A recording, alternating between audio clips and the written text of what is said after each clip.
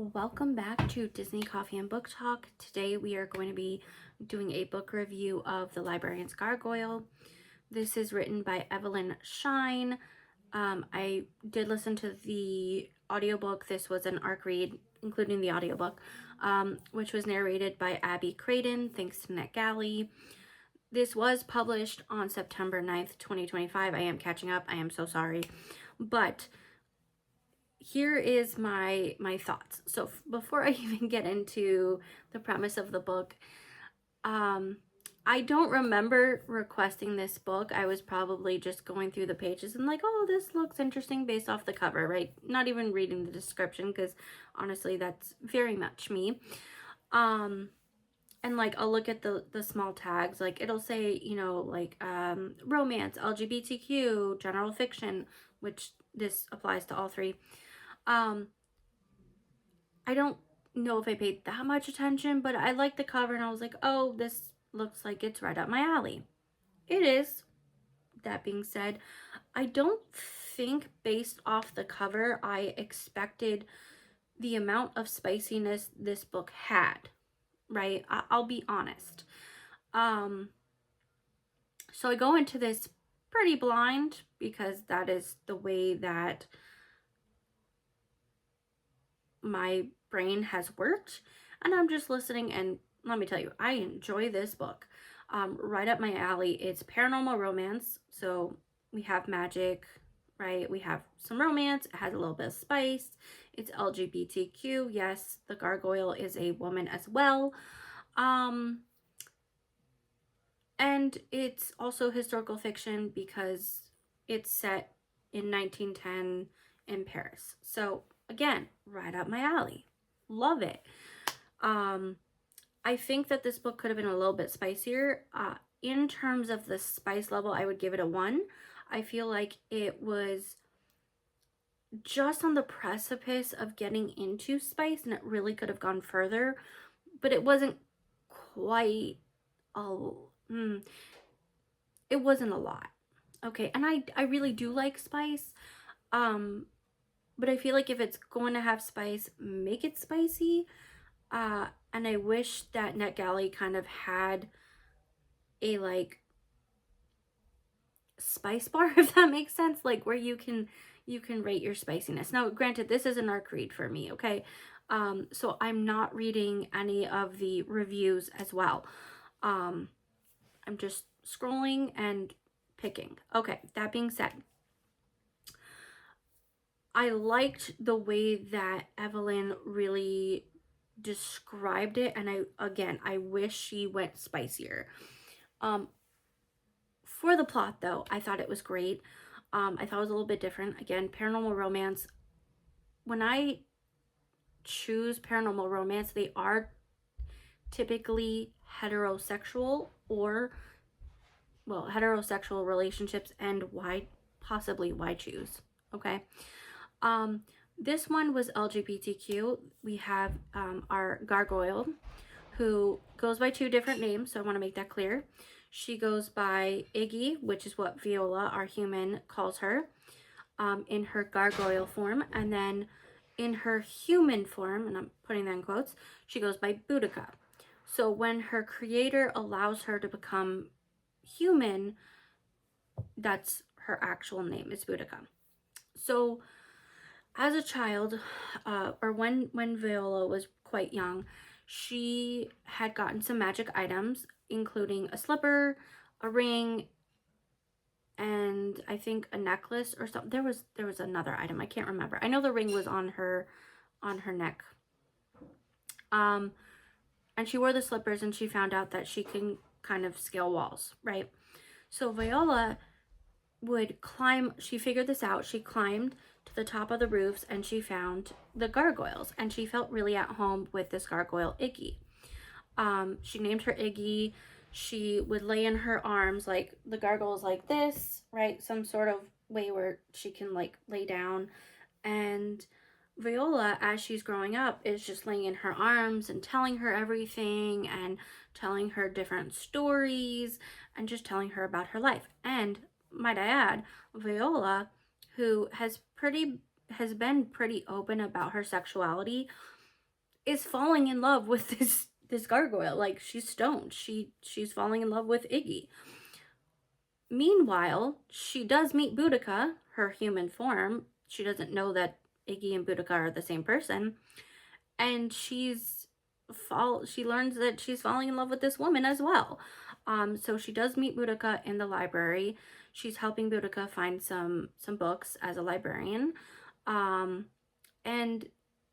the things that she notices about Boudica are the same ways that she kind of describes Iggy, without the stone appearance, which is why she didn't catch on to begin with. Was like, what? But that's okay. She was still kind of new to the magic. She was looking for evidence of it. And Boudica couldn't exactly tell her that, hey, I'm Iggy. But they do fall in love. Okay, just saying that they have some spice. All right, that's where that leads. Meanwhile, Viola's ex, who is now married and pregnant, was like, you cannot be a lesbian. We're in the early 1900s in Paris. We as women don't have rights. We're not allowed to have jobs. We're not really allowed to be educated. Your job really is to marry a man and produce children. So her parents, who also have this mindset, are like, look, you've had your fun for as long as you wanted. You are our youngest child. It's about time that you get married and have children. So we're arranging a marriage to a man. Ugh, men, right? Just kidding, guys. just kidding. But that was the point of Viola. She was like, ew, like, this guy, first of all, she's not attracted.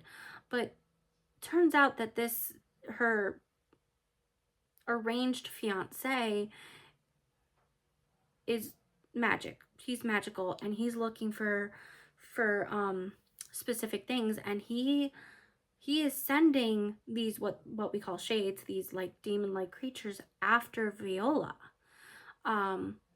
And he does not like the fact that Viola is having these sexual relationships with other women.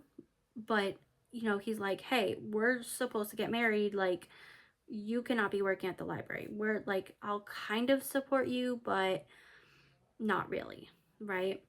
And so this whole time, she's trying to save the library. The library is about to be sold off to a private collector.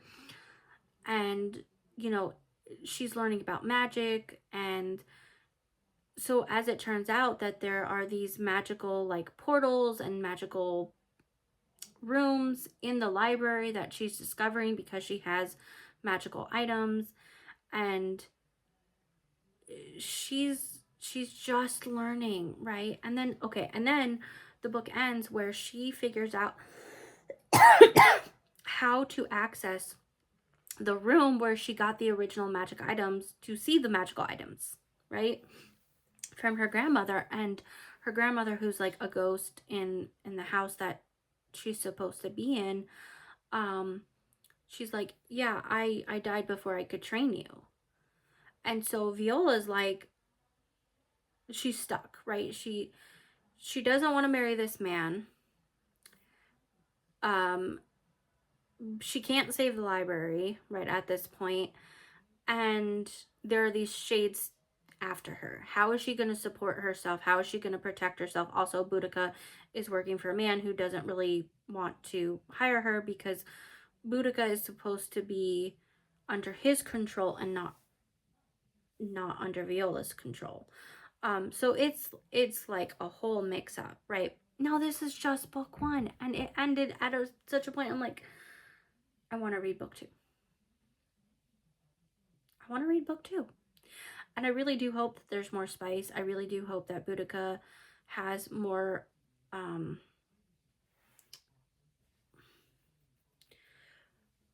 she's kind of human, like she's kind of shed her gargoyle side, but like, I want that relationship to develop more. But at the same time, and I'm sure Evelyn, I don't know her, okay, I'm sure Evelyn Shine is intelligent enough that when you do book 2, especially in romance, you're going to kind of, you don't usually stick with the same couple, but they'll be like the back side of the, they'll be in the book, but it won't be the main characters. That she kind of develops Boudica's siblings. There are twins that are also other gargoyles. That could be a possibility. The other possibility is we do still see more of this magic developed, or maybe there's so many ways that this could go. Anyway, I really do find it interesting how much people care about what other people's sexual orientation is, and how, especially how the LGBTQ have always, or mainly always, been treated, right? But even to this day, right, we're talking 100+ years from when they're supposedly around. Why people care so much about who someone else is in love with, what they're doing in their bed, and why women throughout history are always treated as if our only job, the only reason that we're important to the world is our reproductive organs, right? Like, look, if you want to have a child, and I'm a mom, have a child. Go give birth, okay? Now, I'm not going to complicate that. I'm very pro-choice. However, nobody should be forced to have a child. Nobody should be relegated to what their sexual orientation or what sex organs they have, right?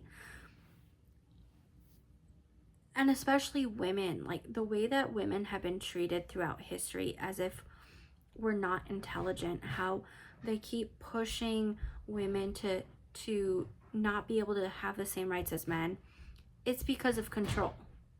The whole point about it is control. And that is exactly why Viola's arranged fiance is doing exactly what he's doing. He wants to control her.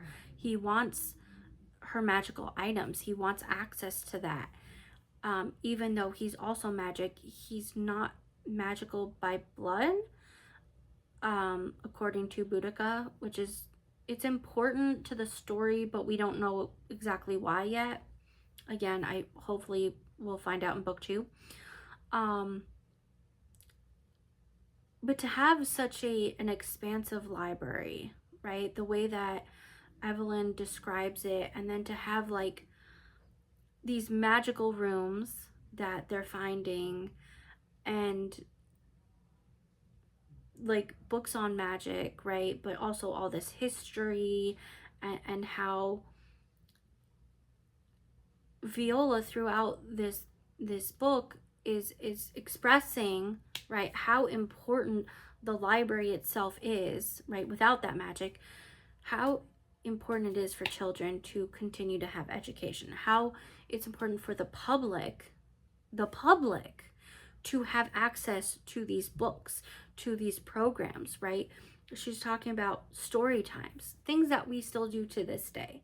Now, let's say not every country has libraries, not every town or state, town I should say, has free libraries. There are areas where you do have to pay. Not necessarily a bad thing because of funding. Okay, I'm just gonna say, if I had to pay for my library, I'd still pay. Okay, I think that's not a bad thing. I give to my library all the time, not just, but I give, well, I give magazines, I give books, I give other things. I just gave like a whole bunch of, we give toys there, we help with the programs. I send, I've sent my librarians things that I come across, right? you know, we are very, very, well, at least in my library, we're very close-knit family. So like when I had my surgery, um, when I posted, two of the librarians were like, "Oh my gosh, we're so glad that you're okay." So it felt good to like be loved by people, especially people that you see every single week, right? Because I am there every single week. Um, if not more, if not at least once a week, more than once a week. But to know like authors, right? Like my friend Tracy, she's an author. To see their books in the library getting, you know, checked out, and seeing them on the shelf and everyone loving them, and not just them, but they're really close with like uh, Cornell Extension, so they have people come in from other places, or they're, you know, they team up with the animal shelter, so they do their cat days. They have a dog that comes in once a month that the kids can read to. They have art projects. I don't know if you guys can see, but I have 2 art projects up there that I did at the library. There's writing days. The point is, we are, even though I'm in a small town and we're a very small library, relatively small library, we're very close knit. We do a lot. And if our library doesn't have it, they'll get it from another library that's connected, which is awesome. There's another library that I love, and they do a lot of other cool things. So the point is that libraries are important, and that was the premise of Viola's mission, right? Listen, books shouldn't be privatized, right? We should be having access to it. Like I've seen people talk about like, well, you know, people pirate books because they don't have access to it, and I'm like, that's not okay. Just because they don't have a library doesn't mean that there aren't other ways to access books, right? If you're online and you're pirating, you're stealing from the author. They're not going to make money, and then they're not going to make books. But there are ways to get free books, aka NetGalley. There's free book, you know, book days on Amazon. There's free little libraries, and I'm sure there might be in other countries, hopefully. There's authors that are willing to give their books for free if you just ask. Facebook Marketplace, right? And I'm talking other countries. Libby, you can get library cards to other countries or other states, other libraries, for no cost, or a very low cost, depends on the library, right? So it's just inexcusable, in my opinion. Especially between the book banning, we have the piracy, we have people just destroying books. And look, like, yes, I use some books as book projects, okay? Like, not the best shape, okay? But I do try to save books as much as possible. I can't throw away a book. I would faster give it away or use it for an art project than to throw it in the dumpster. And I've seen libraries, specifically school libraries, do such a thing, right? And that's devastating. It's legit devastating to see people do such a thing. And I'm sure our character here would be like, what the hell? Why is this continuing 100 years from now? Why are people banning books? Why are people still privatizing books, you know, not giving access to people? You don't want people to be smart. You don't want people to fight back because you don't want them to have the knowledge. that's legit what it is. So that being said, 5 stars. Can't wait for book 2. I really did like the audio. Last point on that part, before we go, is that this says it's narrated by Abby Craden. She did such a good job doing 2 very different voices, that like Boudica really does have like this thick accent compared to Viola, and it really did sound like 2 very different people and not just the same person putting on an accent. Like, it was heavy accent, but fabulous job. Tune in next Thursday for another book review. In the meantime, go ahead, like, subscribe, hit that bell button. I will see you guys next video, probably a Easter egg video. I am trying to get on a schedule for Tuesdays and Thursdays with book reviews. There may be like shorts that come with that, as I go through my NetGalley, but I hope you guys enjoyed this book. All right, bye.